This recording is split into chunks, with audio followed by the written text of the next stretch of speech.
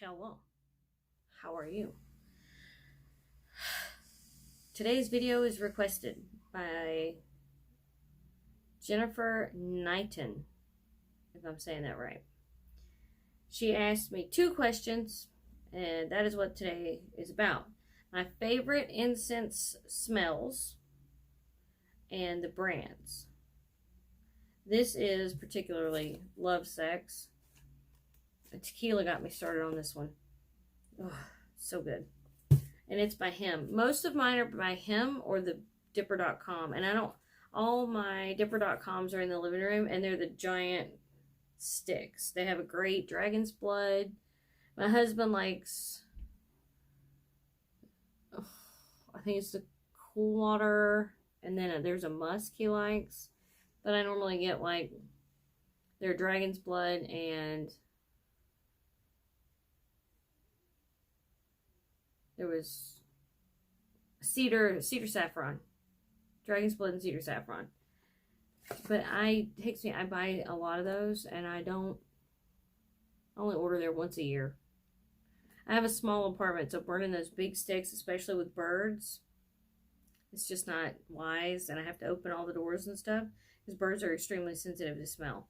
So I don't burn a lot out there anymore, but that's okay. But so those are my brands.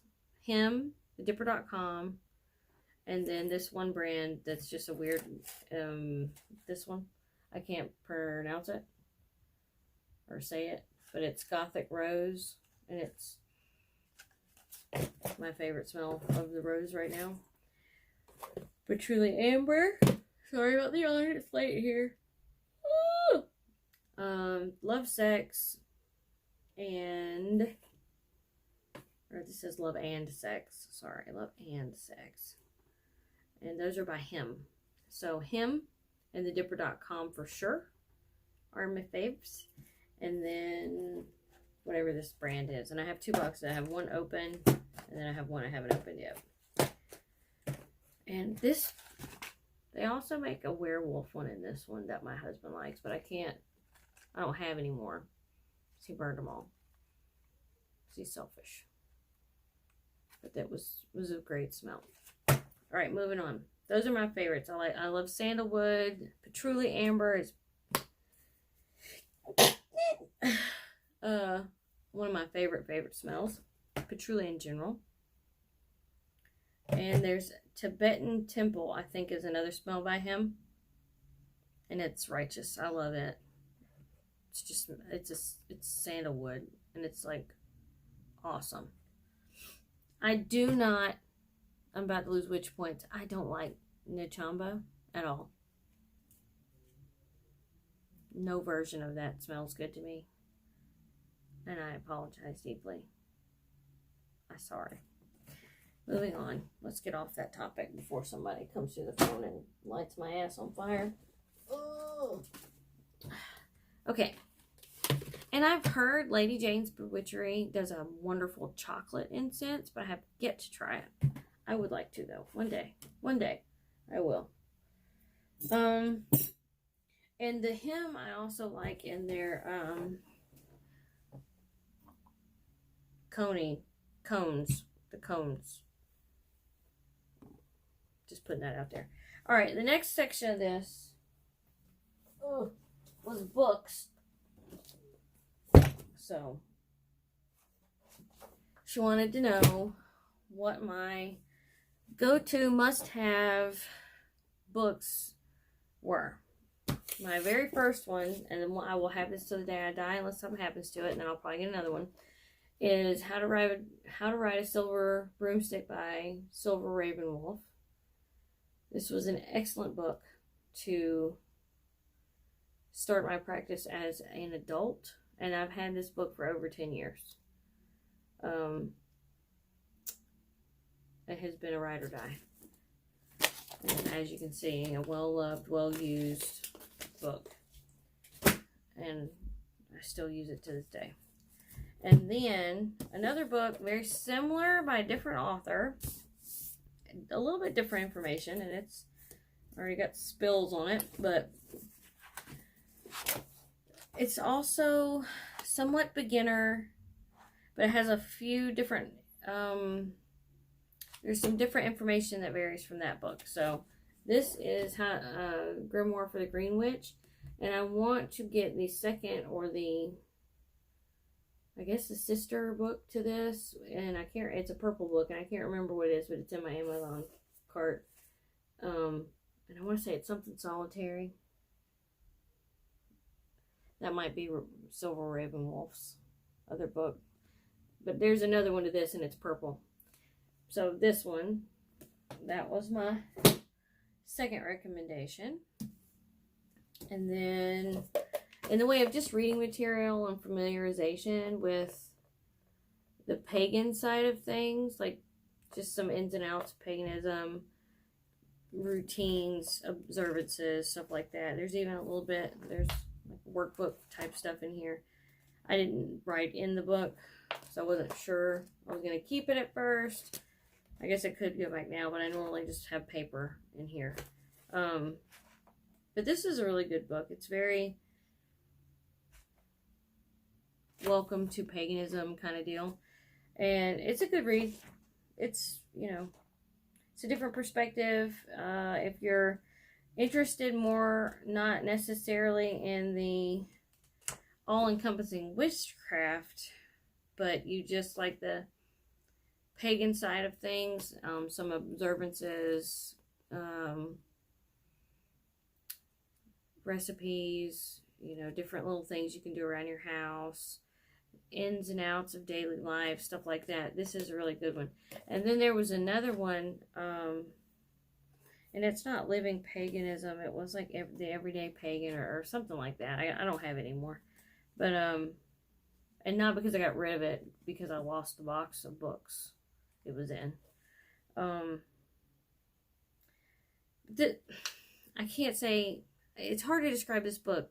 Their description is an advanced guide for the solitary practitioner, but it's not super witchcrafty as in some of the deeper stuff that a witch. I'm not explaining this right. Look up the synopsis. This is a good book, and I can't pronounce the name, so I will just do that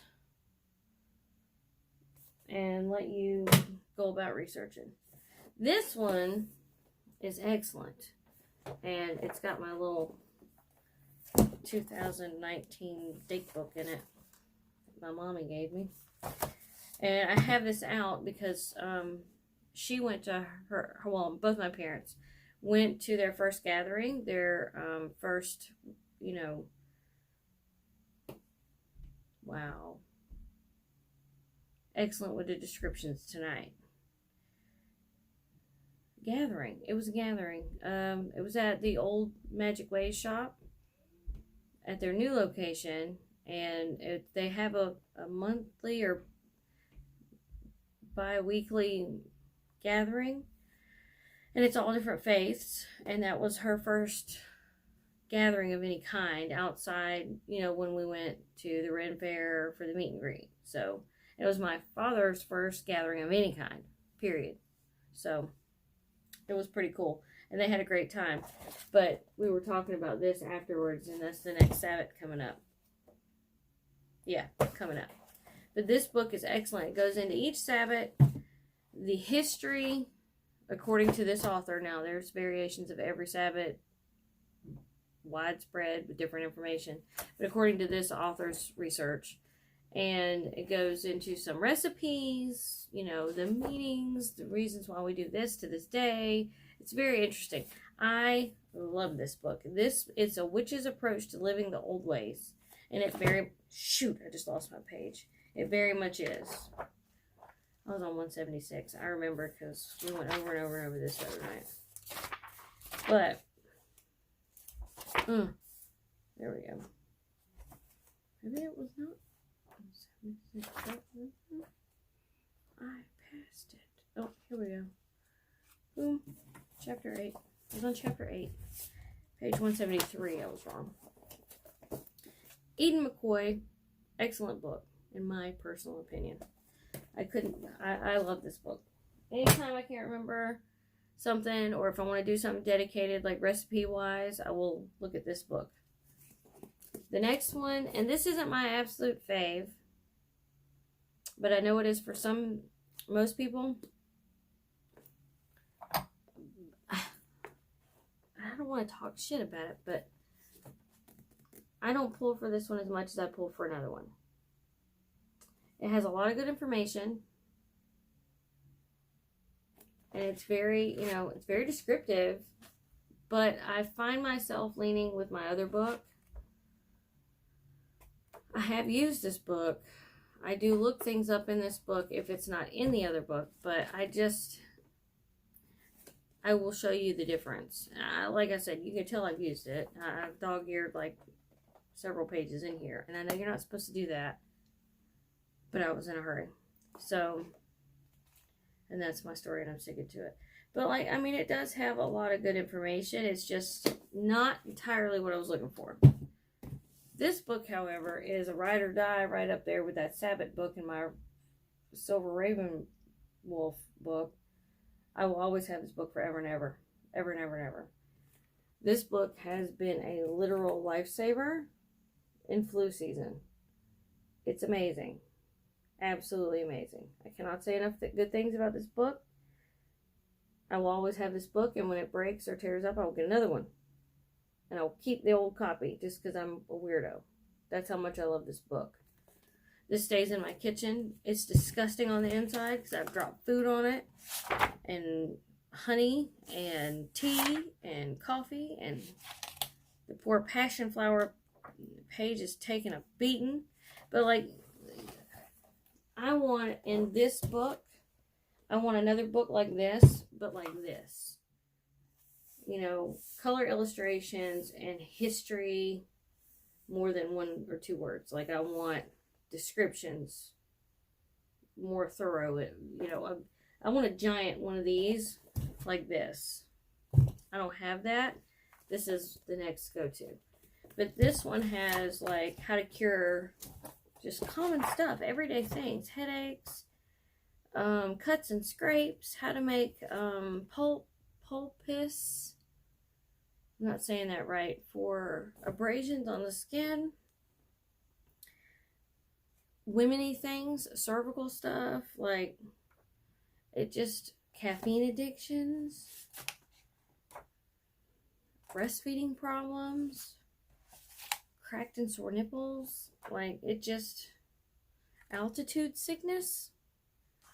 It just is an it's just an excellent book. I love this book. It goes into aromatherapy, how to eat certain things in your pregnancy. Basically how to take care of yourself back in the day, but in a more modern version. This is such a good book, I can't even explain it properly. It's just amazing. Poultices, I did say that right. Compresses. I can't say that word. It's a born-again folk remedy called Limonets. I'm not saying that right. Okay. I saw rheumatoid arthritis in here, though.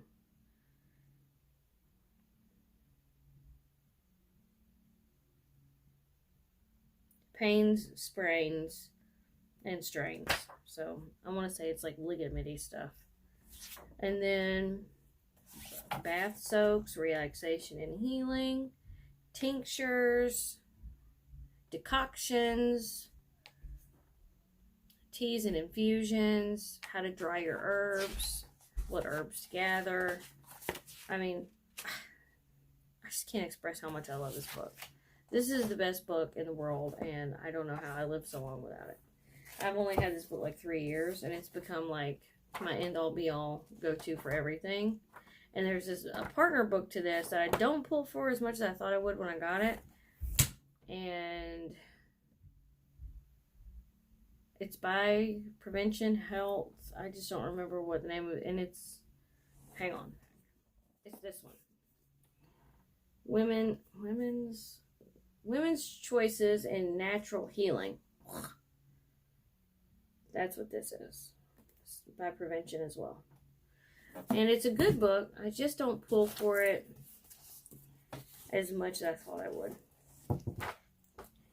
So, but it does have a super ton about different remedies, things you need to know, what you should look for, um, diet issues.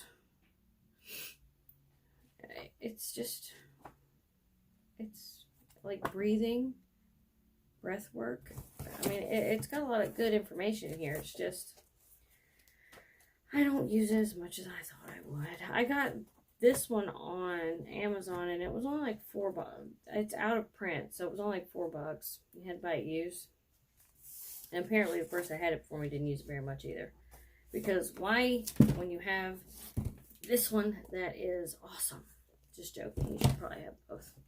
But those are my end-all be-all smells and books. Oh, I forgot one. The Crystal Bible. You gotta have one of these. I'd like to have all three. Although I do find that to be a skoge unnecessary. Almost 90% of everything I have is in here. Or if I see somewhere is in here. There's only a couple that haven't been. And they're in edition too. So I might just get the second edition. I think my mom either has the second or third edition. She doesn't have the first edition. So what I can't find or what she can't find, I have, and vice versa. So that's, I think, what I'm going to do. Pretty sure I'm going to order the second or the third. Probably get the third. That way we have all three combined. But I don't know. And I have dog-eared the crap out of this book too. It's just a problem I have. I just dog-ear things. I have bookmarks. I just never use them because they get put away from the book. So when I need the bookmark, I don't feel like going to get it. So I just bend the page. And it diminishes the value. But let's be honest. The only person that's ever going to read this is my kids. And that's only if I die and some dire situation happens. They're like, oh, geez, Mom's got all these crazy-ass books. Let me look in the books. I don't know. At this point, I'm just rambling. But it's been that kind of day. The next video I'm going to do is going to be on the Get to Know Your Witches tag. That'll be a fun one. I want to do something different. Something taggy. That sounded like a good one. I've seen several people do it, but like, one of the questions got me. I was like, oh, I know exactly who would be my genie, because that's one of the, like, if you could pick a YouTuber as your genie, who would it be? And I immediately went to this one person, because that would be freaking rad. Like, yeah, that would be amazing. That would be amazing. Anyway, so y'all have a great evening. I'm gonna get this uploaded, and then if I don't get the witches tag out tonight, it will definitely be tomorrow. And I will see y'all again shortly. Good night. Bye-bye.